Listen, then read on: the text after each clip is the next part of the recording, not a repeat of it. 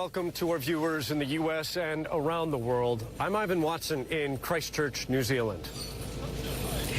Hello to you, Ivan. We'll get back to you in a moment. I'm Natalie Allen. Hello, everyone. Live from CNN Center in Atlanta. We appreciate you joining us this hour.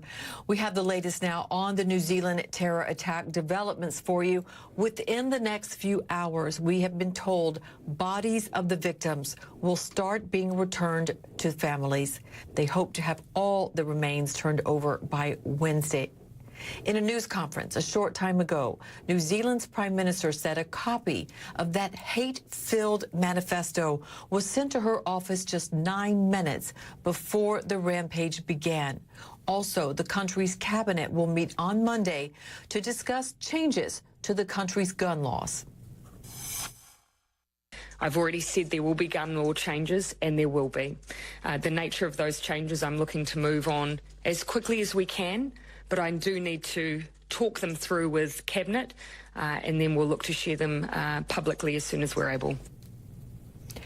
Earlier, the Prime Minister joined mourners in Wellington, consoling those in grief, and then laying a wreath at a mosque. The death toll now stands at 50, with 50 others wounded. 34 are being treated at Christchurch Hospital, 12 of those in intensive care. They are in critical condition. Some of the wounded, as you might imagine, have required multiple surgeries. As we continue to cover the investigation into the attack, we want to take a moment to remember the victims. We're starting to learn about them, their names, and what they were doing. The 50 murdered as they gathered for Friday prayers. This is Naeem Rashid. He was 50 years old. He had lived in New Zealand for 7 years and had taught at a university. Pakistani Prime Minister Imran Khan tweeted that Rashid's courage would be recognized with a national award for his trying to tackle the terrorist. Both Rashid and his 21-year-old son, Tala Rashid, were killed. Khalid Mustafa came to New Zealand last year as a refugee from Syria. He went to the mosque Friday with his 2 sons. One of them just underwent a 6-hour operation in the hospital, but the father was killed. And this is Haji Daud Nabi, born in Afghanistan, but he moved to New Zealand more than 40 years ago seeking asylum. He had 5 children, 4 sons, and a daughter. For more about the outpouring of love and support, and again, more exploration of what triggered this, let's go back to Ivan Watson live in Christchurch. Ivan. Thank you, Natalie. I am by the gardens here in Christchurch, where an improvised memorial has sprung up since the most deadly terrorist attacks in New Zealand's modern history. The crowds now, shortly after 10 p.m. local time, have thinned out, but all throughout the day, there were hundreds of people at a time coming through here, quietly laying flowers and other tokens of support. Messages like, you should be safe in our country. They are us. We love you. And the ones that truly put a lump in my heart are notes that are written by children in crayon, for example, saying, I miss you, I love you. This has profoundly shaken this small city, about 400,000 people, where a gunman rampaged in the streets and attacked 2 mosques on Friday until he was arrested by police. They say some 36 minutes after they got the call, but within that time, the suspect was believed to have killed at least 50 people and wounded many, many more. Now, earlier in the afternoon, I spoke with one family, Phil Temple and his family, and they had come down here and were standing quietly with tears in their eyes, and I asked them why they decided to come to this location on this autumnal day. We felt the need to show respect to the people that have lost their lives, and just to share with our city about how devastated we feel. It's so tragic, so horrible, and I think it's been clear how the whole city wants to show that, and how it should never happen in our city, and how we just have so much respect and love for people in our city, and we want to show that. You brought your children today.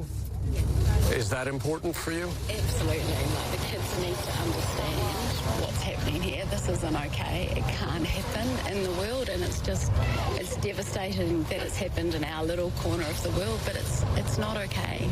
It's just not okay. You guys were probably in school on Friday here in Christchurch. Yes. And what were your teachers telling you? Just that there had been a shootout at one of the mosques, and then we had to go into lockdown. So, yeah. Ariana, what would you like to tell people around the world in the wake of this tragedy, this terror attack? I think that it's a tragedy and it shouldn't have happened, and the Muslim community shouldn't have had this grief. It's just disappointing, and I just think that the Muslim community belong in New Zealand. I wondered if you could help me. I see many of the signs here say kia kaha, which I assume is a Maori expression. What does that mean? It means to stand strong, and yeah, we are with people. When you say that to them, it shows you're with them, you're standing beside them. I've seen so many people while walking up and down here, wiping tears from my own eyes, and they're crying too, and you are. I just. Where do you move on from here, you think?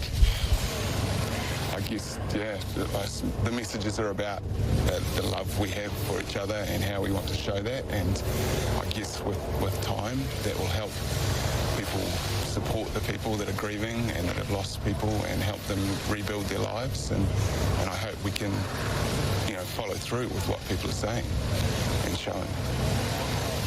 I think it's always been a source of pride that we've opened our arms to refugees from all over the world, and to have so many of them have this hatred follow them here is terrible. So we want to help them rebuild their lives. And also all the more stunning because officially there are only about 1% of your country's population is in fact Muslim. So this is a tiny community that felt the brunt of this violence on Friday. Yeah. But that's still part of our community. Everybody's part of our community, no matter what the percentage is. Like I heard the other day that the percentage of people killed here is more per capita than the percentage in 9/11 for America. It's a massive tragedy for us. It's terrible. It's a massive tragedy for the world. And the messages that you're hearing from the authorities, from the police, from the Prime Minister in the wake of this attack, does it bring you confidence moving forward for safety in this community? Yeah, for me especially, I have massive pride in how Jacinda has handled this. Jacinda Ardern, your Prime Minister. She's been amazing. She has gone straight out to them and talked to them about the support that she'll be giving them, that this doesn't define us as a country, that we are here for them. She's been incredible. She's talking about changing our gun laws, and they're having a meeting tomorrow about that, and I think every New Zealander will want those gun laws changed, because this just cannot happen in this paradise that we live in. Now, some of the victims were children around your age. Yes. Do you have any message for children, perhaps their siblings, their relatives after this? Just that, the kids that died, they had so much more time to live, and it's so sad that they just had to die so early when they could have done amazing things later in life. Okay. Well, I want to thank you and your family for taking the time to speak with me, and my condolences to your community for what's taken place here. Thank you very much. Thank you. Thank you.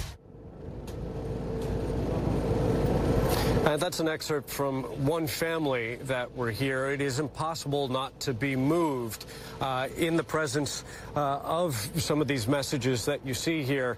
And of course, in addition to the the loss of life, we have to remind viewers that there are still people fighting for their lives, still at least 13 people in intensive care at Christchurch Hospital, which is almost within sight of where I'm standing right now. Now, the authorities here in New Zealand have been taking to the airwaves, trying to reassure their populace about safety in the days ahead, and particularly Monday, when routines will presumably try to go back to normal here in Christchurch in the wake of this atrocity. Take a listen. You will see a highly visible police presence on the streets, around your businesses, around your schools, and even in the air, right across the country. There are an additional 120 police staff in Christchurch. When it comes to mosques, during opening hours and while mosques are in active use, there will be a police presence outside. While they are closed, the public will remain in the vicinity. This will continue to be assessed while the police investigation continues. Now, to get some more perspective here, I'm joined now by Clark Jones, a counterterrorism expert and senior research fellow at the Australian National University, and you're coming to us live from Canberra. Thank you very much, Mr. Jones. One Muslim community leader that I've spoken to here in New Zealand says that they tried to sound the alarm in past years about what they said was a rise in Islamophobic rhetoric in New Zealand and around the world, and that those warnings fell on deaf ears. Had you been documenting similar patterns in your studies? Yes, without a doubt. And I think some political leaders have got a lot to answer for. There's even one PM that almost endorsed the attacks, a Queensland parliamentarian. So there's been a rise of very conservative politics starting from the top. When there's been any sort of attack in Australia, for example, any sort of attack on the Anzacs, any criticism of Australians and Australian way of life, they've come down very heavily on those people. So there's and that's been mainly directed at the Muslim population, but also they've tried to criminalise refugees, the way they've treated refugees, immigrants in Australia. Now, this has happened for a long time. This has been a growing problem. And ever since 9/11, when there's a very small few terrorist criminals that have caused these attacks, that seems to have reflected on the whole Muslim population. So this rhetoric, this negative rhetoric around Muslims, around immigrants, have really fueled the fire and almost motivated some of these, I use the term crazy. I know they were fully calculated in what they did, but these people to carry out these atrocities. Why New Zealand? That's another question. Then I want to pose that to you. Why do you think that an Australian suspect, without any prior criminal record in Australia or New Zealand, decided to carry out this alleged attack here in New Zealand, far from his own homeland, in a country that only has 1% of the population that is Muslim? I think it could really see, I suppose, New Zealand as a softer target. I mean, we've got to remember this was carefully planned. It's almost 2 years in the planning. If you compare it to other countries, Australia, there's been a lot of resources, millions of dollars put into the hard edge of countering terrorism. So there's the police presence, the number of people working in counter-terrorism. Yes, New Zealand's been doing the same. I mean, I was involved in counter-terrorism exercises some probably 10 years ago now. So I know there's been those arrangements in place in New Zealand, but not to the same extent as Australia. So maybe they saw New Zealand as a soft target where they could get that sort of recognition for their cause. Now, we know that social media has played a large role in this, but also the media now reporting the events. They've got their message across, and it's got across quickly. There's even a Sky News here in Australia kept on replaying the tapes made by this perpetrator. So you can see why it could be any corner of the earth, but it gets around the world very quickly. The message got out very, very quickly, as sad as that is. Yeah. The use of social media, a major factor here. So much attention since the 9/11 attacks in the U.S. When it comes to counterterrorism has been on Islamist, fundamentalist, jihadi acts of political violence. Is this a wake-up call to governments, intelligence agencies to look at white nationalist, supremacist acts of violence and terror? Look, certainly, we've been calling on the government to pay more attention to this side. But you've got to remember, we don't drop tools on the other side just to carry and focus here now. It's got to be a very balanced perspective. We shouldn't vilify one particular community because of who's carried out the act. We need to look at terrorism far more holistically, looking at both sides, looking at the reasons, looking at the causes. Then, of course, on where it comes into my territory is what do we do about these people? Can we rehabilitate them? Should we rehabilitate them? What are the next steps? All right, Clark Jones from Australian National University, live from Canberra. Thank you very much for your insight and perspective there. Now, we've had a chance to talk to some of the survivors of the two attacks that took place here in Christchurch. It was two mosques, the Linwood Mosque and the Al Noor Mosque, where authorities have been working, frankly, throughout the weekend to try to identify the victims of this massacre. We've also heard from one man who says that he tried to confront the attacker as he was carrying out his acts of violence. Take a listen. Screaming to the guys, come here, I'm here. I just wanted to put more focus on me than go inside the masjid, but unfortunately he just got himself to the masjid. Then I heard more shooting sound, and I see he's shooting inside the masjid. Then I ran from the other side, and he dropped his gun, and because I had this other gun on me as well, and he just ran. Because I think so he had more gun on his car. He tried to get more gun from his car. When he see me, I'm chasing with the gun. He set on his car, and I just got that gun and throw on his window like an arrow, and blast his window. And he thought I shot him or something. And the guns come back and just he drive off. And I keep chasing him, and he was on the traffic light, but the traffic light was still red, but he just managed to do a U-turn and take off. So when you threw the gun at the windshield, it shattered? Yeah, they shattered all his window, yeah. That's why he got scared. That's why he ran, after that he ran away. And then I come inside the masjid to see what's happening, then I see a lot of Muslims where I got shot there. So he did come inside the mosque?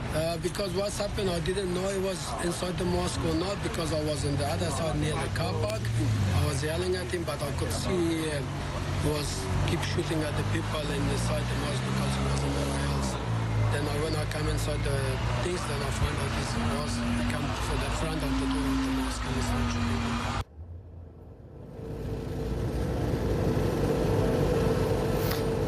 Now, video that was live streamed by the suspect showed that as he approached the Al Noor Mosque here in Christchurch, he was initially greeted by one of the worshippers who said, "Hello, brother." It's hard to stress enough about the sheer psychological damage that this has caused to people who were in the vicinity, as we've heard from one survivor. Take a listen. I just can't stop thinking about it, getting those flashbacks, and it's one of those experiences which I wish no one ever encounters. It's just catastrophic, and it's just... Have you been to a funeral this morning? Yes, I have. And whose funeral was it? So just some close friends and family friends that passed away, deceased. And it was even difficult to even go for the funeral. I mean, there was still speculations that we were thinking that maybe, you know, someone is watching us, someone will shoot all of us at a funeral just because we're Muslims. Or